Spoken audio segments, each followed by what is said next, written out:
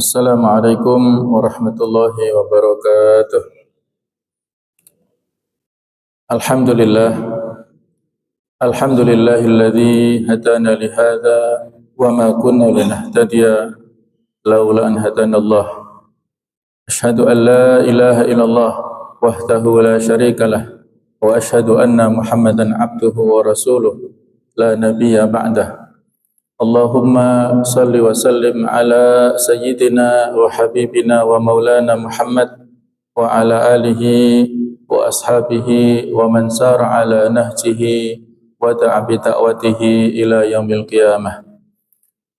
Allahumma inna nas'aluka ilman nafi'a wa na'udzu bika min ilmin la yanfa'. Subhanaka la ilma lana illa ma 'allamtana innaka antal alimul hakim wa tub alaina innaka antat tawwabur rahim. Rabbi shrah li sadri wa yassir li amri wahlul 'uqdatam min lisani yafqahu qawli, amma ba'd. Hadirin hadirat para jamaah, Bapak Ibu sekalian rahimakumullah. Alhamdulillah, puja dan puji syukur selalu kita panjatkan kepada Allah Subhanahu wa taala atas limpahan nikmat dan karunia-Nya kepada kita semuanya, sehingga kita bisa hadir di majelis ini dalam keadaan sehat walafiat, sehat secara jasmani dan rohani insyaallah. Mudah-mudahan amal ibadah kita semuanya diterima oleh Allah Subhanahu wa taala. Amin ya rabbal alamin. Hadirin hadirat rahimakumullah, marilah kita lanjutkan kajian dari tafsir surah Al-Baqarah. Kita sekarang sampai pada paragraf ayat ke-99 sampai dengan 101 yang berjudul kaum Yahudi ingkar kepada Al-Quran dan melanggar perjanjiannya.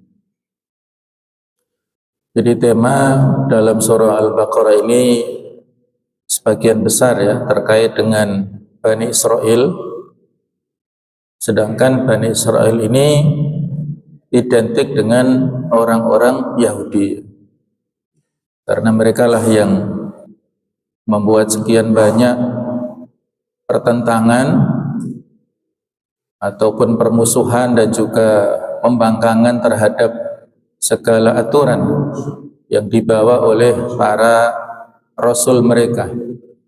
Aturan Allah Ta'ala mereka ingkari dan mereka langgar, termasuk diantaranya di ayat ini. A'udzu billahi minasyaitonir rajim. Bismillahirrahmanirrahim. Wa laqad anzalna ilaika ayatin bayyinat wa ma yakfuru biha illal fasiqun. Wa laqad anzalna, dan sungguh benar-benar telah kami turunkan ilaika kepadamu wahai Muhammad ayatin bayyinat, ayat-ayat keterangan yang jelas nyata, yaitu Al-Qur'anul Karim. Wa ma yakfuru biha, dan tidaklah mengingkarinya, mengkafirinya terhadap ayat-ayat tersebut illal fasiqun, kecuali orang-orang yang fasik. Nah, cuma sekalian, pada ayat ini Allah Subhanahu wa taala menyebutkan walaqad anzalna, dan sungguh benar-benar para ulama ahli tafsir sebagian mengatakan bahwasanya walaqad di sini huruf lamnya adalah lamul qasam. Ada lam yang berarti sungguh, ada yang berarti demi.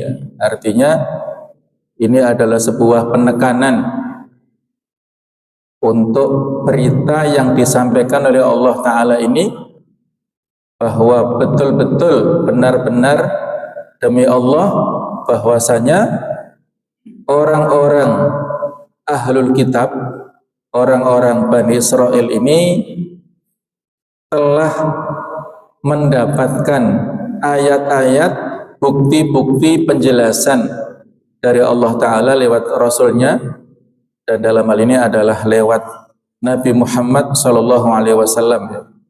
Mereka mendapatkan keterangan yang jelas. Banyak ayat yang menyebutkan Al-Quran itu merupakan bayinat. Wa bayinat minal huda, Al-Quran sebagai penjelas, keterangan yang nyata.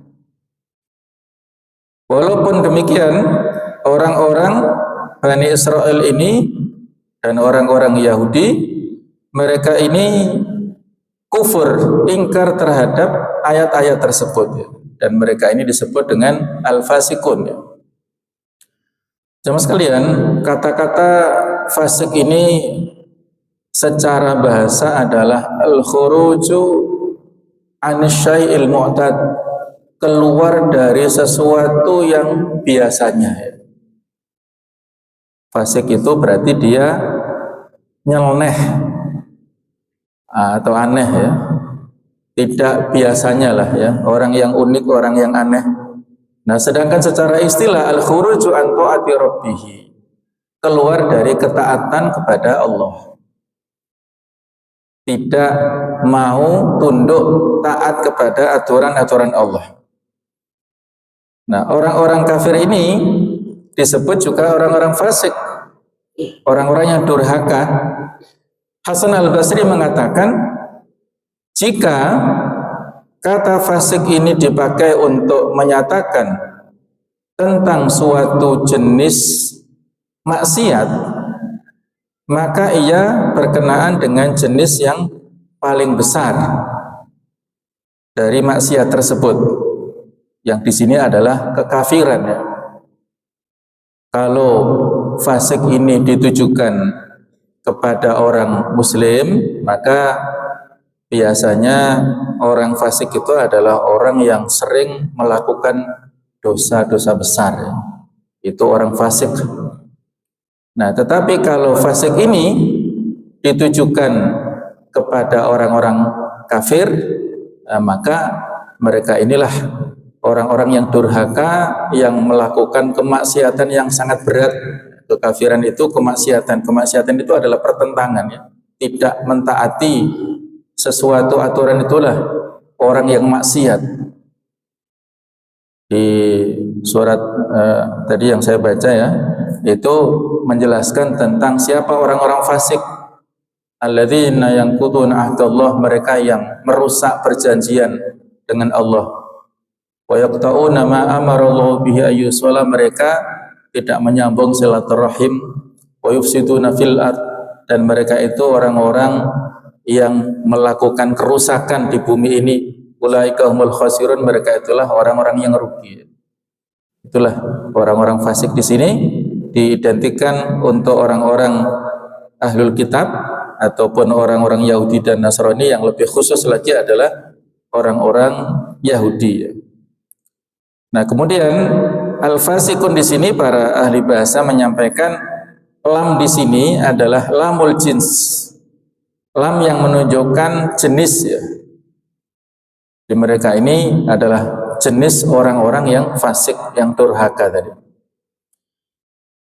Kemudian ayat yang sesudahnya, awa kullama ahadu ahdan nabadahu fariqum minhum bal aktsaruhum la yu'minun. Arti atau terjemahan di sini saya coba yang lebih lengkap ataupun yang lebih bebas ya bahasanya. Awa kullama, dan mengapa setiap kali mereka ahadu ahda, mengikat janji dengan Allah Ta'ala, yang termasuk di sini adalah janji untuk percaya jika Nabi yang diutusnya, Nabi akhir zaman itu akan datang. Nabadhahu fariqum minhum, sekelompok di antara mereka itu melanggarnya, menyepelekannya dan mengingkarinya. bal aktsaruhum la yu'minun, bahkan sebagian besar di antara mereka itu tidak mengimaninya. Sebagian besar kufur tadi ya, mengingkari terhadap janji yang sudah mereka lakukan setelah mereka sampaikan kepada Allah dulu. Kalau datang Rasul akhir zaman mereka akan menerimanya, tetapi kenyataannya mereka mengingkarinya. Ahdan, ini maksudnya adalah mereka mengikat janji untuk beriman kepada Nabi apabila ia muncul, datang, atau mereka menjanjikan kepada Nabi bahwasanya mereka tidak akan membantu kaum musyrikin ya, untuk memusuhinya. Ya, akan kita korelasikan dengan ayat yang lainnya. Sedangkan nabadhahu ini memiliki makna membuangnya. Maksudnya melanggar janji tersebut. Jadi seolah-olah mereka sebelumnya sudah sepakat, tetapi mereka menyepelekan, membuang perjanjian tersebut dan mengabaikannya, ya, tidak melaksanakannya.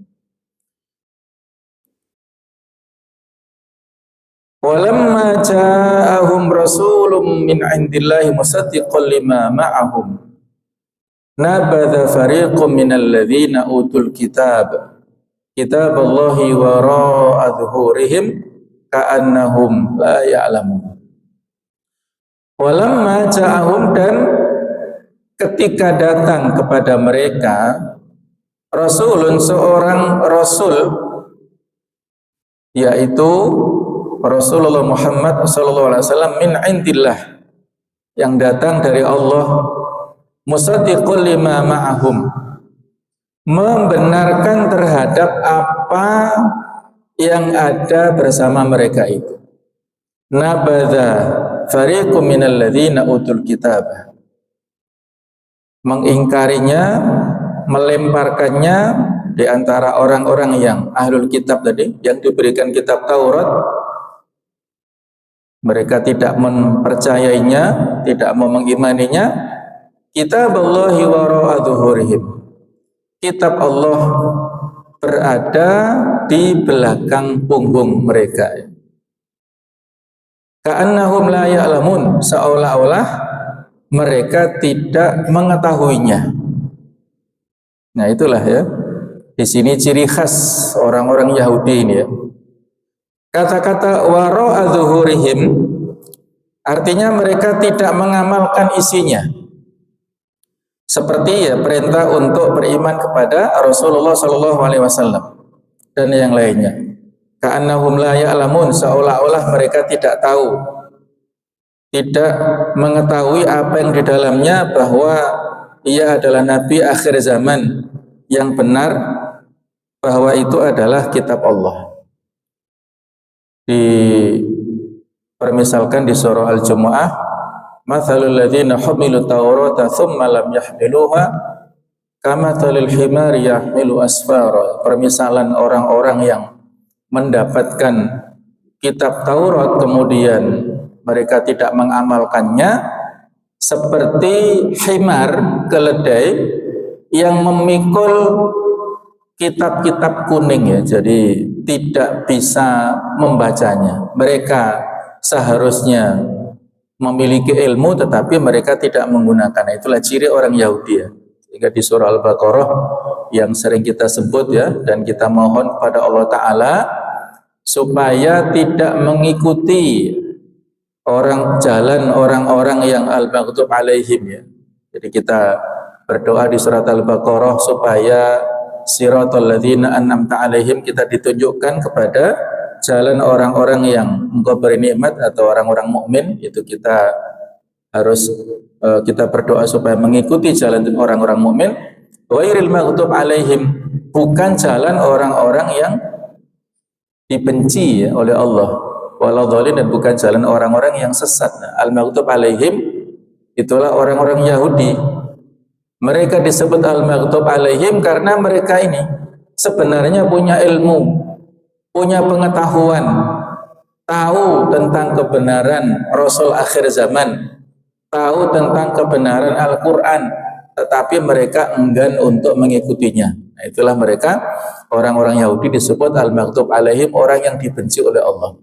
Sedangkan waladhdallin, orang-orang yang sesat, orang-orang Nasrani, karena mereka tidak mengetahui kebenaran, tidak mendapatkan petunjuk ya, sehingga mereka tersesat. Nah, itu kita bermohon kepada Allah Ta'ala dijauhkan dari dua jalan ini.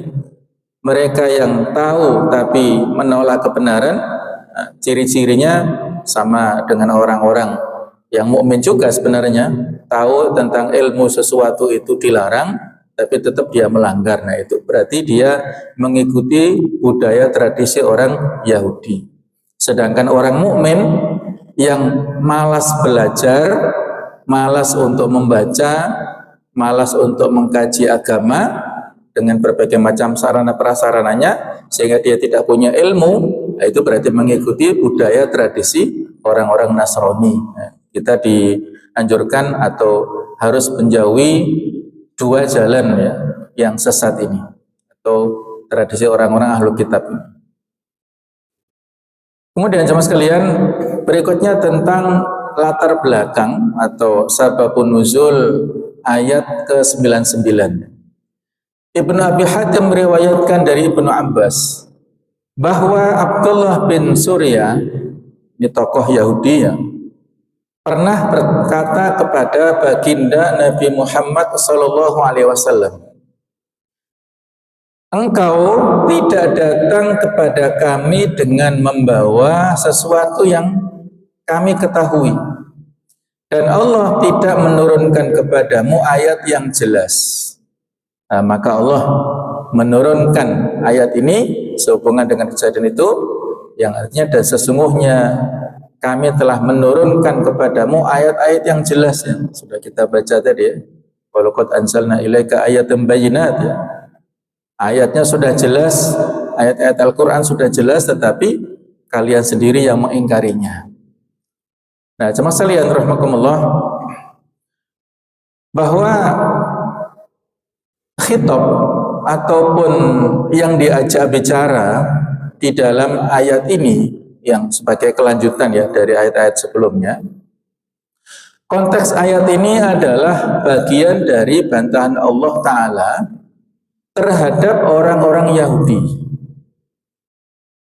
Namun demikian, siapapun yang berperilaku seperti disebut dalam ayat ini, maka mereka disebut fasik. Dan demi Tuhan, tidaklah wajar bila orang-orang Yahudi itu atau siapapun menolak kebenaran Al-Quran, karena sungguh kami dengan menugaskan Jibril telah menurunkan ayat-ayat yang jelas kandungannya serta bukti-bukti kebenarannya dan kebenaranmu sebagai Rasul kepadamu Muhammad, dan tidaklah ada yang mengingkarinya baik dari golongan manusia yang hidup pada masamu atau sesudahmu selain orang-orang fasik. Bukti-bukti kebenaran Al-Quran sudah sangat jelas, tidak ada yang mengingkarinya selain mereka yang tertutup mata hatinya. Mereka itulah yang disebut sebagai orang-orang fasik. Yang tadi saya sampaikan, walaupun dalam surah Al-Baqarah dan juga ayat-ayat yang lainnya banyak redaksi ayat yang ditujukan untuk Bani Israel.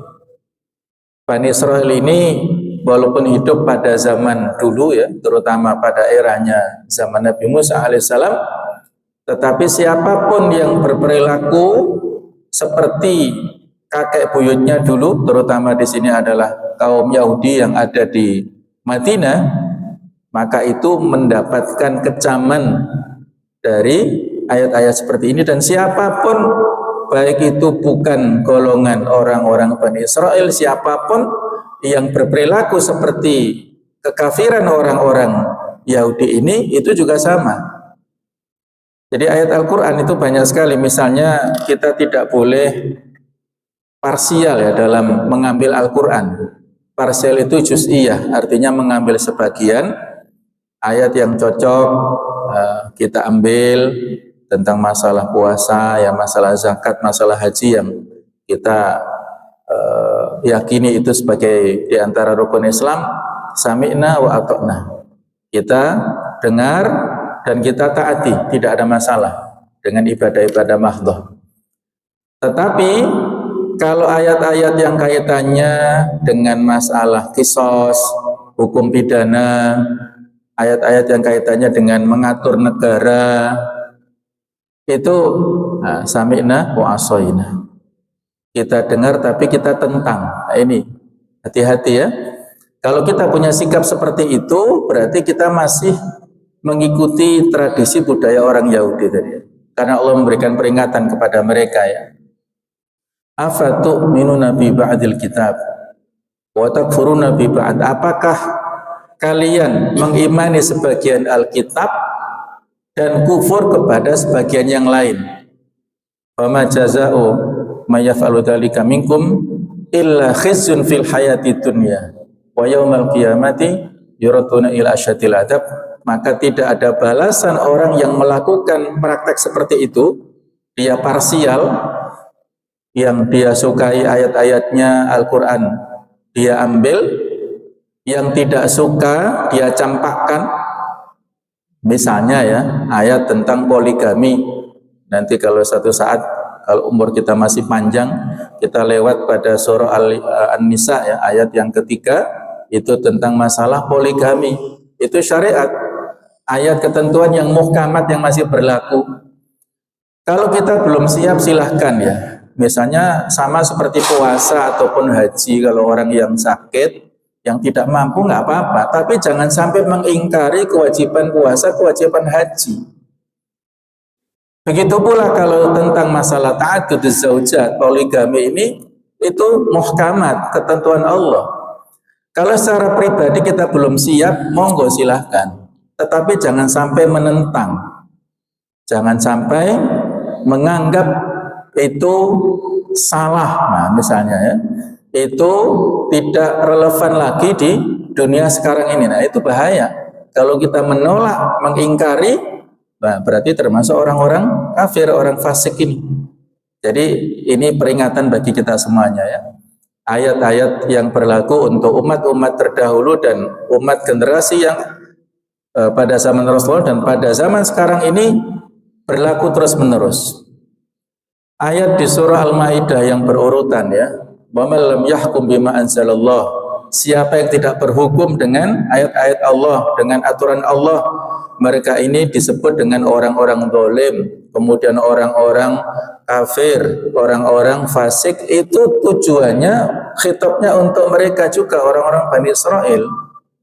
Nah, tetapi siapapun yang seperti itu sama ya, itu juga ditujukan pada kita, karena para ulama membuat semacam kaidah dalam usul fikih itu al-ibratu bi umumil lafzi la bi khususis sabab. Pelajaran yang bisa kita ambil dari redaksi nusus ayat ataupun hadis itu dari keumuman lafadznya, bukan dari kekhususan sebabnya. Nah, ini penting ya, walaupun ada perbedaan di kalangan para ulama usul ya, tetapi mayoritas mengatakan seperti itu, bahwasanya pelajaran ataupun ibrah, hikmah yang bisa kita ambil dari sekian banyak ayat ataupun hadis dari keumuman lafadznya, bukan dari kekhususan sebabnya. Walaupun sebabnya itu kaitannya secara spesifik dengan kejadian tertentu, tetapi ini berlaku umum untuk umat Islam yang sesudahnya. Dan itu banyak ya ayat-ayat, misalnya tentang ayat zihar ya. Ada Khawla binti Tha'labah, seorang sahabiah yang mengadukan kepada Nabi sallallahu alaihi wasallam, ya Rasulullah, saya punya suami Aus bin Samit, nama suaminya ini yang tua ya, dia tenaganya sudah lemah. Terus dia mungkin ya satu saat dia juga temperamen ya. Suatu saat dia bersumpah tidak menggauliku karena ya, dengan mengatakan anti kadhahri ummi, kamu seperti punggung ibuku. Artinya dia memposisikan istrinya seperti ibunya ya. Artinya dia nggak mau mencampuri istrinya ini. Nah, satu saat dia ingin dilayani oleh si Khawlah istrinya ini. Maka sebelum aku mentaati suamiku karena dia telah bersumpah tidak menggauliku, aku mengadukan ya. Jadi mengadukan itu disebut mujadalah. Nah, sehingga turunlah ayat pertama surah Al-Mujadalah atau Al-Mujadilah. Nah, itu berlaku untuk semuanya, bukan hanya kepada Khawlah kepada yang bersangkutan, tetapi berlaku untuk semuanya. Dan itulah ya, kita mengetahui sababun nuzul itu penting, tetapi ibrahnya untuk semuanya. Nah, kemudian ayat ke-100 latar belakang turunnya adalah ketika Nabi SAW diutus menjadi Rasul dan beliau menyebutkan perjanjian yang diambil atas diri kaum Yahudi serta janji mereka untuk beriman kepada Muhammad. Maka Malik ibn Saif berkata, demi Allah, dia tidak menjanjikan kepada kami, ya, dia di sini adalah Allah Ta'ala, tidak menjanjikan kepada kami tentang diri Muhammad. Dan dia, Allah, tidak pula meminta janji apapun dari kami. Nah, maka Allah Ta'ala menurunkan firman-Nya, patutkah mereka ingkar kepada ayat-ayat Allah, dan setiap kali mereka mengikat janji dan seterusnya tadi.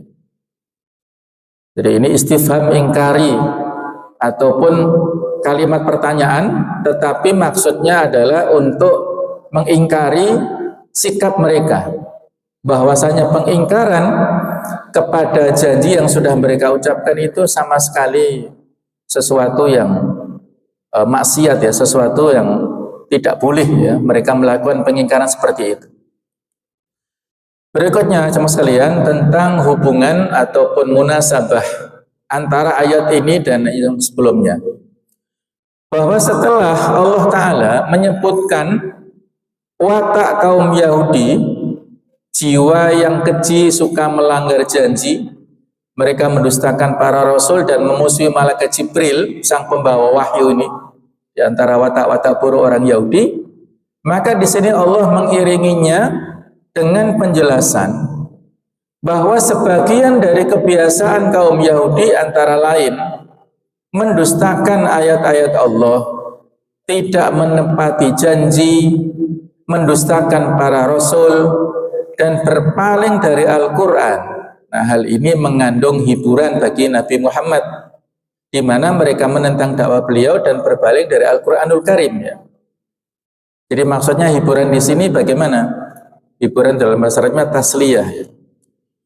Jadi Allah Ta'ala ingin menghibur Rasulnya bahwa wahai Nabi Muhammad, ketika engkau mendakwahkan Islam kepada orang-orang Yahudi di Madinah dan mereka menentangnya, mereka mengingkarinya, mereka memusuhimu, kamu tidak perlu larut dalam kesedihan.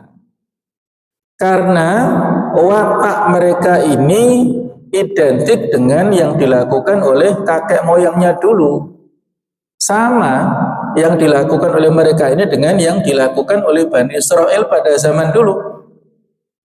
Pada zaman Nabi Musa ya, bagaimana mereka menentang Nabi Musa, rewelnya luar biasa, minta ini itu, ketika dituruti mereka tidak mau tunduk pada Nabi Musa. Jadi kalau mereka sekarang mengingkarimu, jangan khawatir, jangan terlalu bersedih, karena dulu mereka juga mengingkari kepada risalahnya Nabi Musa, dan bahkan banyak di antara mereka yang membunuh para Nabi dan Rasul. Jadi itulah rentetan sejarah ya, yang menjadi penguat dan bukti bahwasanya Al-Quran di antara mukjizatnya adalah ijazat tasyri', mukjizat dalam hal pensyariatan, dan bukti-bukti sejarah telah membuktikan kebenaran Al-Quran juga kebenaran Islam. Ini satu rentetan di antara sejarah yang telah dilakukan oleh umat-umat terdahulu dengan para dai atau para rasul yang telah menyampaikan risalah kebenaran kepada umat-umat sebelumnya. Berikutnya tentang tafsir dan penjelasan. Demi Allah, sungguh kami telah menurunkan kepadamu wahai Muhammad tanda-tanda yang jelas yang menunjukkan benarnya kerasulanmu, risalahmu, pokok-pokok akidahnya bergandengan dengan dalil-dalilnya dan hukum-hukum amaliyahnya, beriringan dengan segi-segi manfaat dan tujuan-tujuan kemaslahatannya. Karena itu, ia tidak membutuhkan dalil lain yang menjelaskannya. Ia seperti cahaya yang menerangi segala sesuatu. Ia tampak jelas dengan dirinya sendiri. Tidak ada yang ingkar kepadanya kecuali orang-orang kafir yang mendurhakai ayat-ayat dan hukum-hukumnya, yang lebih menyukai kebutaan daripada petunjuk, karena mereka dengki kepada orang yang membawa kebenaran itu, serta karena mereka melawan dan membantah. Nah, itulah yang dijelaskan di dalam awal-awal ayat ini. Mereka ingkar kepada Allah. Setiap kali mereka mengikat janji dengan Allah atau dengan Rasulullah SAW, maka segolongan dari mereka ini melanggarnya, sebagaimana yang diabadikan di surah Al-Anfal ayat ke-56, alladzina ahadta minhum thumma yanquduna ahdahum fi kulli marrati wa hum la yattaqun, yaitu orang-orang yang kamu telah mengambil perjanjian dari mereka, sesudah itu mereka mengkhianati janjinya pada setiap kalinya. Di surah Al-Anfal ayat 56 ini ditujukan kepada komunitas orang-orang Yahudi yang ada di Madinah. Jadi Nabi SAW kita tahu ya, bahwasanya setelah beliau hijrah ke Madinah, dan di Madinah ini sudah ada multi etnis, multi agama. Sudah ada orang-orang yang menganut agama lain, khususnya orang-orang Yahudi. Jadi Islam ini sebagai agama pendatang, Rasulullah sebagai orang pendatang tentunya harus beradaptasi dengan lingkungan yang ada di Madinah saat itu. Beliau melakukan strategi, yaitu dengan membangun masjid sebagai pusat peribadatan dan pusat pemerintahan. Kemudian beliau mensaudarakan orang-orang Al-Ansor dan Al-Muhajirin, ya, dipersaudarakan untuk mengkonsolidasikan kekuatan internal kaum muslimin. Nah, yang ketiga strateginya adalah konsolidasi eksternal. Beliau membuat perjanjian, yaitu dengan Piagam Madinah, Wathiqatul Madinah. Piagam Madinah ini berisi perjanjian antara kaum muslimin dengan orang-orang non-muslim yang ada di Madinah, supaya mereka tunduk patuh menjaga kerukunan kebersamaan di Madinah. Termasuk orang-orang Yahudi ikut menandatangani perjanjian Madinah, Piagam Madinah ini. Tetapi pada perjalanannya mereka ingkar. Nah, terutama di sini orang-orang Yahudi Bani Quraidah. Mereka ini berkonspirasi, bekerja sama dengan orang-orang kafir Quraisy pada saat perang Badar. Jadi mereka membantu kepada orang-orang Quraisy, membantunya dengan memberikan suplai tenaga, senjata, ya, kemudian yang lain-lainnya, ya. Itu membantu, ya, orang-orang Bani Quraidah ini membantu orang-orang Quraisy melawan orang-orang Muslim pada perang Badar. Setelah perang Badar selesai dan dimenangkan oleh kaum muslimin, mereka ditegur oleh Rasulullah, kenapa kalian membantu orang-orang kafir? Nah, mereka mengatakan, kami terlupa, wahai Muhammad, minta maaf, kami tidak ingat dengan janji begini begitu. Pokoknya Nabi peringatkan, sudah, jangan diulangi lagi. Nah, ternyata jemaah sekalian, ya, ketika diulangi, ada pengulangan MOU perjanjian tersebut, berikutnya mereka ingkar lagi. Mereka berkonspirasi dengan orang-orang kafir Quraisy itu pada perang Khandaq, perang Ahzab, ya. Jadi ada utusan dari Bani Quraidah yang datang ke Mekah, negosiasi begini begitu, ya, untuk berkonspirasi dan merencanakan hal-hal yang buruk kepada Rasul dan kepada kaum muslimin. Jadi mereka setelah perang Khandaq ini dimenangkan oleh kaum muslimin, itulah akhirnya orang-orang Yahudi Bani Quraidah ini diusir ya dari Madinah. Mereka sudah mokong ya beberapa kali ya, sudah melakukan pengingkaran kepada perjanjian, mereka akhirnya diusir dari Madinah. Inilah ayat 56 surah Al-Anfal ini berkaitan dengan itu, yang itu sama dengan berlaku orang-orang Bani Israel yang dulu ya, mereka suka ingkar janji, orang Yahudi Madinah juga sama. Bahkan sebagian besar dari mereka melanggarnya, mereka tidak mau menepatinya. Kaum Yahudi suka mengkhianati orang yang menaruh kepercayaan kepada mereka. Mereka mengkhianati amanah, melanggar perjanjian atau akad. Sudah berapa kali Allah mengambil janji dari mereka dan dari para leluhur mereka, tetapi kemudian mereka melanggarnya. Sebagian besar mereka tidak beriman kepada Taurat. Mereka sama sekali tidak mengamalkan agama. Mereka tidak menganggap pelanggaran janji sebagai dosa. Mereka tak peduli melakukannya. Dan mereka juga tidak akan beriman kepada Nabi SAW dan kepada Al-Quran. Seolah-olah mereka tidak tahu bahwa Taurat adalah kitab Allah.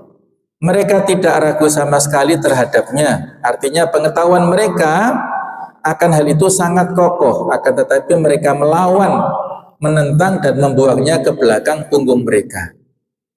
Yang disitir di dalam ayat lain ya, di surat An-Naml 76 ini menceritakan ya bahasanya inna hadzal qur'ana yaqussu ala bani israila aktsaral ladzi hum fi yakhtalifun.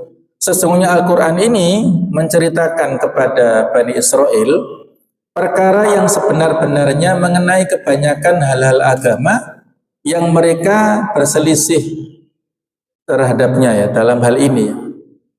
Jadi Al-Qur'an ini menceritakan sesuatu yang kaitannya dengan yang ghaib, perilaku dan akhlak-akhlak mereka, yang ini menunjukkan mukjizat Al-Quran. Banyak sekali kisah-kisah yang disebutkan Al-Quran yang menjadikan pengingat kepada keturunan Bani Israel yang masih hidup pada zaman risalah dan bahkan mungkin sebagian masih ada saat ini ya. Itu yang dilakukan pengingkaran oleh kakek moyangnya itu sama ya. Dulu mereka menentang, sekarang juga mereka menentang ini. Dan ketika Nabi Muhammad mendatangi mereka dengan membawa kitab yang membenarkan Taurat dalam masalah pokok-pokok agama yang sifatnya umum ya, seperti tauhid, pengesaan Allah, pengakuan adanya hari kebangkitan, dan pengakuan terhadap para rasul yang diutus sebelum beliau, maka segolongan kaum Yahudi meninggalkan kitab Allah di belakang punggung mereka. Ini adalah perumpamaan, artinya mereka meninggalkannya dan berpaling darinya. Serupa dengan sesuatu yang dilemparkan ke belakang punggung karena memandangnya tidak dibutuhkan, tidak perlu dilirik sama sekali ya. Mereka ini yang disebutkan ya, keterangan sesudahnya ini, mereka tidak melaksanakan sebagian isinya dan tidak beriman kepadanya dengan iman yang sebenar-benarnya. Seolah-olah mereka tidak tahu bahwa barang siapa yang tidak beriman kepada Al-Quran yang sesuai dengan Taurat, maka berarti ia tidak beriman kepada masing-masing dari kedua kitab itu. Dan ini adalah kinayah ataupun kiasan ya tentang berpaling dari Taurat secara keseluruhan. Jadi kalau orang-orang Yahudi diingatkan kembali dengan kitab Taurat yang mereka miliki, yang telah banyak dilakukan penyimpangan ya. Tetapi kalau kita kaum muslimin ya, cukup panduan kita adalah Al-Quranul Karim. Karena Al-Quran itu disebut memiliki sifat Al-Muhaimin. Artinya yang menghimpun, yang merevisi daripada kitab-kitab yang sebelumnya. Ketika kita beriman dan mengambil Al-Quran, maka berarti sudah mencakup pengambilan hukum-hukum ayat ataupun kitab-kitab yang dulu, yang sebelum Al-Quran. Tetapi kalau hanya mengambil Taurat saja, Ini untuk orang-orang Yahudi, maka itu tidak cukup karena Al-Quran lebih lengkap ya. Sehingga ketika Umar bin Khattab pernah satu saat menemukan lembaran-lembaran kitab Taurat dan membaca-bacanya ya, menelitinya ya, karena Umar itu bisa membaca ya, dalam bidang baca tulis dia ahli, dia membaca dan ada unsur seolah-olah ada indikasi kekaguman, maka dimarahi oleh Rasulullah SAW, tegur dengan keras.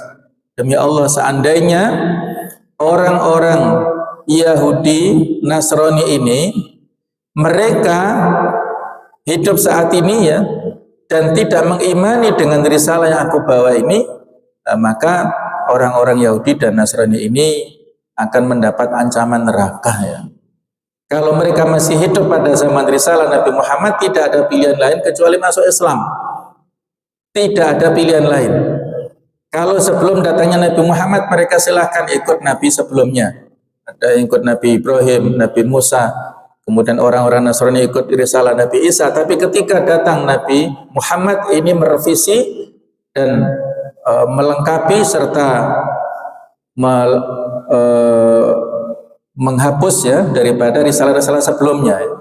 Yang harus dibawa adalah agama, atau yang harus diterima adalah agama Islam ini.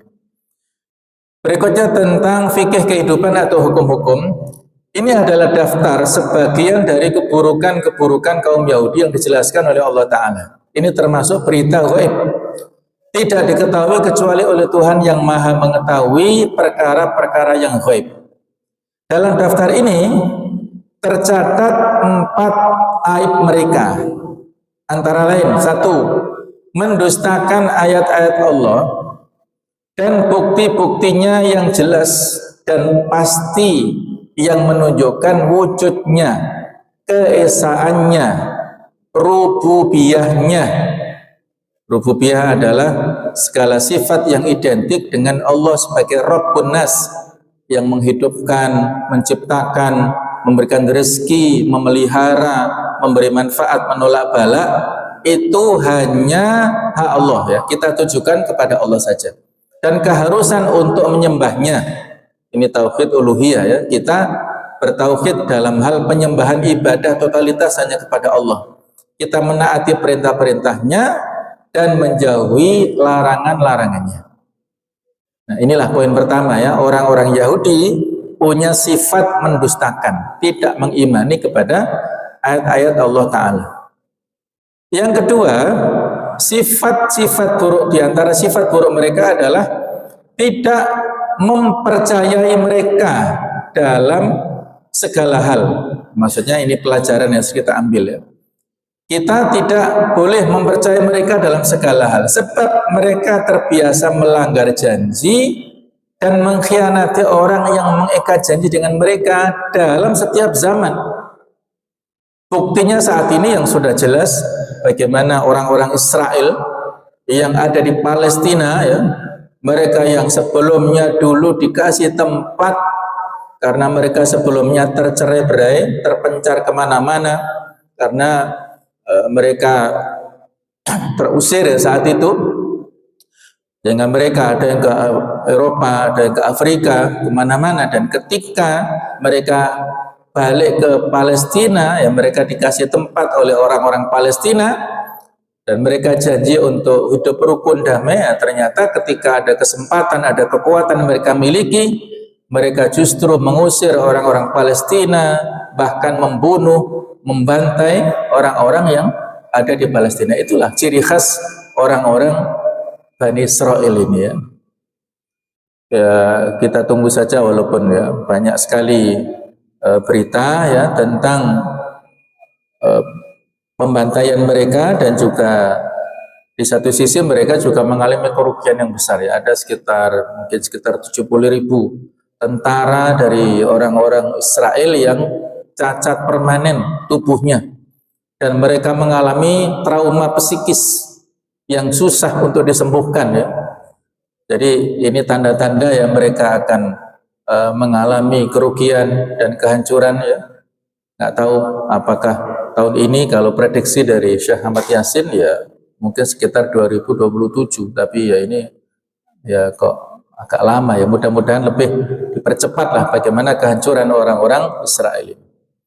Yang ketiga, putus sudah harapan akan berimannya sebagian besar dari mereka, sebab kesesatan telah menguasai mereka. Jadi tidak ada yang bisa kita harapkan ya dari mereka ini untuk imannya. Yang keempat, terakhir, segolongan dari mereka tidak membuang kitab Allah Taurat secara keseluruhan, melainkan hanya membuang bagian yang mengabarkan tentang kemunculan Nabi Muhammad, menjelaskan ciri-ciri beliau, dan bagian yang menyuruh mereka beriman kepada beliau, sebab prediksi yang tercantum dalam kitab mereka tentang seorang nabi yang akan datang dari keturunan Ismail tidak cocok kecuali dari nabi yang mulia ini. Mereka berharap nabi akhir zaman dari keturunannya Bani Israel ataupun dari Nabi Yakub ya. Yakub itu adalah Israel nama lainnya. Sementara Nabi Muhammad ini keturunannya dari Nabi Ismail. Yaitu mereka tutupi ya. Ada kisah tentang masuk Islamnya Ka'ab al-Akhbar ya. Beliau ini seorang pendeta di kalangan Yahudi yang ahli ya dalam bidang kitab Taurat. Tetapi pada masa hidupnya itu pada saat ini ya berinteraksi dengan ayahnya itu senantiasa disembunyikan ya. Jadi ada kitab Taurat yang asli itu disembunyikan oleh ayahnya, tidak boleh dibuka-buka oleh anaknya termasuk Ka'ab al-Akhbar ini. Jadi dia tidak bisa mengakses. Nah, baru setelah ayahnya meninggal, dia bisa membuka. Nah, ternyata di dalam kitab Taurat yang asli itu terdapat risalah kebenaran Nabi Muhammad. Nah, baru kemudian beliau masuk Islam ya. Jadi dia terlambatlah sisi keislamannya itu.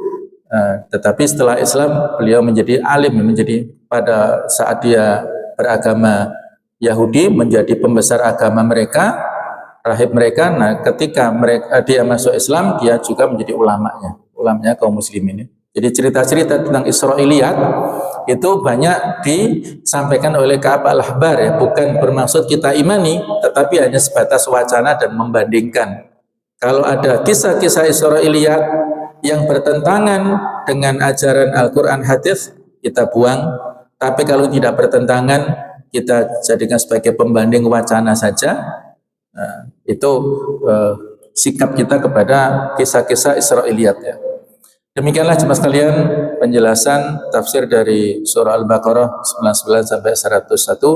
Semoga bisa memberikan atau meningkatkan iman kita semuanya dan memberikan penjelasan kepada kita semuanya tentang Al-Qur'anul Karim dan kebenarannya, dan harus berhati-hati dengan sikap orang-orang Yahudi yang telah banyak melakukan penyimpangan ya. Kita perlu waspada, perlu hati-hati kepada tingkah pola mereka. Dan mudah-mudahan Allah Ta'ala menjaga iman kita semuanya istiqomah di jalan kebenaran dan mendapatkan husnul khatimah dan dikumpulkan di surganya Allah Subhanahu wa Ta'ala. Amin ya rabbal alamin. Subhanakallahumma wa bihamdika asyhadu an la ilaha illa anta astaghfiruka wa atubu ilaik. Wassalamualaikum warahmatullahi wabarakatuh.